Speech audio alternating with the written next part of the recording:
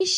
কেন যে এতদিন লিচুর বীজগুলো ফেলে দিলাম? এই ভিডিওটা দেখার পর এভাবেই বলতে বাধ্য হবে। ফেলে দেওয়া লিচুর বীজ দিয়ে আজকে আমি তোমাদেরকে টিস্যু বক্স বানিয়ে দেখাবো। যেটার ফাইনাল লুক আমার কাছে খুবই ভালো লেগেছে। লিচুর বীজ দিয়ে টিস্যু বক্স বানানোর ফাইনাল লুকটা দেখলে কেউ বুঝতেই পারবে না যে এটা তোমরা লিচুর বীজ দিয়ে বানিয়েছো। লিচুর বীজগুলো আমি অনেকদিন ধরে জমাচ্ছিলাম। কোনো কাজে লাগবে ভেবে লাইটের এই বক্সটাও রেখে দিয়েছিলাম। সবগুলো লিচুর বীজের আমি নিচের দিকটা কেটে নিয়েছি।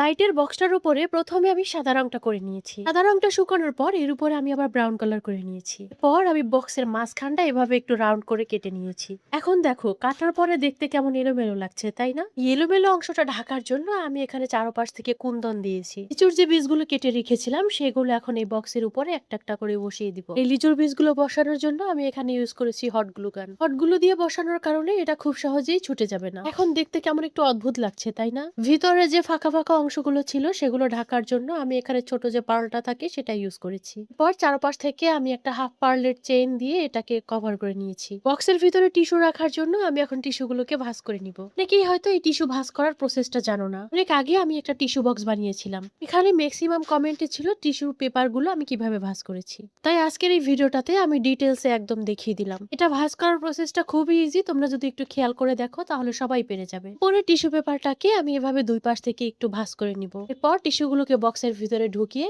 যে ভাঁজ করা পেপারটা ছিল সেটাকে উঠিয়ে নিব। এখন দেখো তো এটার ফাইনাল লুক দেখলে কি বোঝার উপায় আছে যে এই টিস্যু বক্সটা একটা লিচুর বীজ দিয়ে বানানো? এমন আরো ইউনিক আইডিয়া পেতে চাইলে আমার পেজটাকে ফলো আর সাবস্ক্রাইব করে আমার সাথেই থেকো। ভিডিওটা ভালো লাগলে শেয়ার করে দিও।